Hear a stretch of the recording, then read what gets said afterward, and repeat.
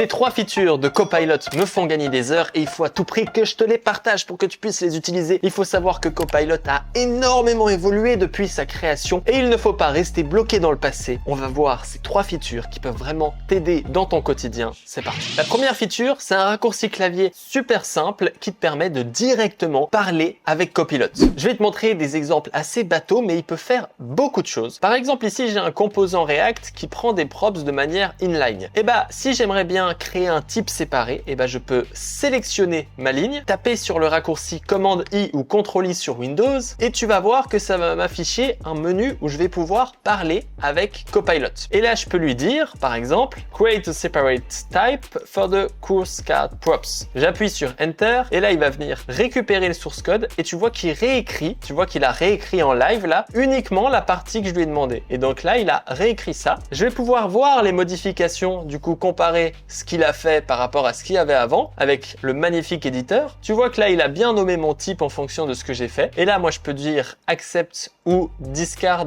comme tu peux le voir juste ici. Donc en cliquant sur accept, boum, ça m'a modifié mon code et maintenant tu peux voir le changement. De la même manière, par exemple ici, j'utilise un avatar fallback et là j'affiche le nom du cours, mais je pourrais lui dire use the first and last letter of the course name, j'appuie sur Enter et là tu vas voir qu'il va venir écrire le code et donc là il fait bien ce que je lui ai dit, donc il a bien pris le premier caractère et le dernier caractère pour venir l'afficher dans mon fallback. Évidemment il peut faire d'autres choses, si ici je vais dans le fichier breadscrum et que je regarde ici, donc breadscrum en fait, si je te montre dans mon application Ucode, qui est l'application qu'on reproduit dans ma formation Next.React, tu peux voir qu'ici, il y a un breadcrumb et que les ID ils sont assez gros. Et imagine-toi que j'aimerais bien faire en sorte que l'ID paraisse plus petit pour que ce soit plus joli. Et donc là, tu peux carrément sélectionner, par exemple, l'intégralité de mon fichier. Je lui dis, ajoute une fonction format ID et affiche-le. Donc là, il va fetch. Et donc, ce qu'il va faire, c'est qu'ici, il m'a créé la fonction format ID. Et tu peux voir que maintenant, il l'a utilisé juste ici. Et donc, là, on peut voir les modifications. Il a juste modifié ça et il a ajouté ça. Je fais accept. Et donc là, on peut voir qu'il a ajouté la fonction format ID et qu'il l'a ajouté juste ici. Donc tu vois que tu peux faire plus que juste lui demander des petites modifications. Moi, je vais déplacer la fonction juste ici, je préfère. Tu vas pouvoir lui faire ça. Si on vérifie, est-ce que ça marche? Non, parce qu'il n'a pas compris à quoi ressemblait mon ID. Donc là, je vais pouvoir sélectionner le format ID et lui dire only display first to char, then ...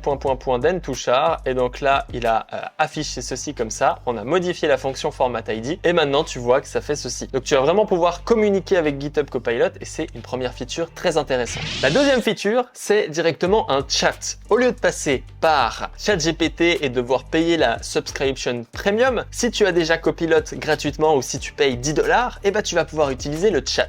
GitHub Copilot Chat, il propose de nombreuses features, mais notamment, il faut savoir que Copilot Chat, il comprend le code que tu as juste ici. Si je prends ma fonction format ID, que je la sélectionne et qu'ensuite ici, je fais la commande /test, je vais pouvoir effectuer des tests pour ma fonction format ID. L'avantage, c'est qu'ici, il va venir créer mes tests pour la fonction format ID, Prisma ID, etc. À quoi ça sert ce @workspace? Ça fait qu'il va comprendre un peu ce qu'on est en train de faire. Par exemple, ici, tu pourrais faire @workspace. Quel est le framework utilisé? Là, tu vois qu'il va venir lire directement tous tes fichiers. Donc là, il en a pris 14 et il les a lus. Tu vois qu'il a lu les fichiers un peu importants comme nextconfig, tailwind, etc. Et là, je vais pouvoir lui demander quel est le framework utilisé. Donc imagine-toi que tu es en entreprise, tu arrives dans une grosse code base, tu vas pouvoir lui poser des questions. Et ici, liste toutes les principales librairies utilisées dans le projet. Et donc là, en lui demandant la question avec le @workspace, dès que tu utilises @workspace, t'autorise GitHub Copilot à venir récupérer tes fichiers de l'intégralité de ta code base. Donc encore une fois, tu vois qu'il en lit quelques-uns. Et là, il va te dire les différents frameworks utilisés. Et ça, c'est assez intéressant. Il peut comprendre le fichier dans lequel tu es. Et donc là, je pourrais lui demander en sélectionnant ça, à quoi sert ce hook? En lui demandant cette question comme ça. Tu vois que là, il a la référence et il sait même exactement quelle ligne on a utilisée. Et donc là, il va pouvoir t'expliquer à quoi sert ce hook. Tu peux évidemment lui demander de faire des choses. Par exemple, ici, je pourrais venir sélectionner cet élément-là et lui dire créer un composant directement séparer pour afficher le contenu de ma liste. Et donc là, tu vois qu'il vient créer le fichier breadcrumb item. Il comprend que je veux afficher ce qui est à l'intérieur de cet élément et du coup, il va me créer l'intégralité du code comme tu peux le voir juste ici. Une fois que c'est fait, et ben en fait, tu vas pouvoir utiliser le bouton juste ici qui permet d'intégrer le code insert at cursor. Boum, ça m'a intégré le code comme tu peux le voir ici. Je vais pouvoir supprimer tous les imports parce que j'ai déjà importé le fichier. Et donc là, j'ai mon breadcrumb item et je vais pouvoir remplacer ça comme ceci. Et là, je pourrais lui dire use breadcrumb item ou directement en fait copier le petit bout de code qui m'a fait juste là. Donc là, je pourrais prendre tchouk, ajouter ça dans mon composant. Et donc, normalement, j'ai réussi à avoir le même résultat qu'on avait avant, mais en demandant à Copilot Chat. Avant de passer à la dernière feature, je tiens à dire que dans la description, tu trouveras un cours sur la productivité, l'intelligence artificielle, tous les trucs poussés que j'ai découverts en 2 ans d'utilisation. Je te laisse regarder ça parce que la troisième feature est aussi inutile que importante. C'est parti.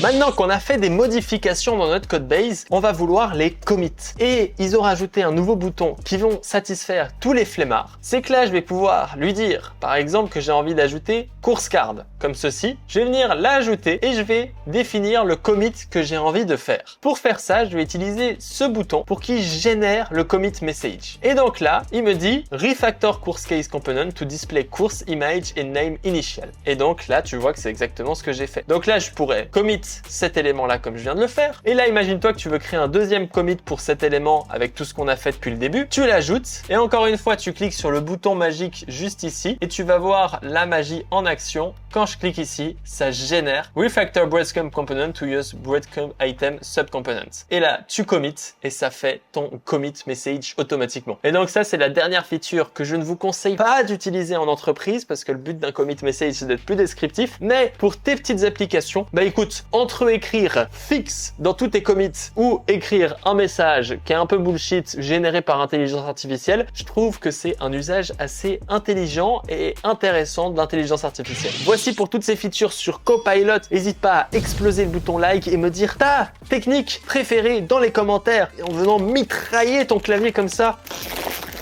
Oh merde. Et une fois que tu as fait ça, tu peux regarder mon autre vidéo sur l'intelligence artificielle avec Cody, qui est aussi une intelligence artificielle super intéressante. On se retrouve dans cette vidéo. On se dit à très bientôt. Ciao, ciao, ciao, ciao.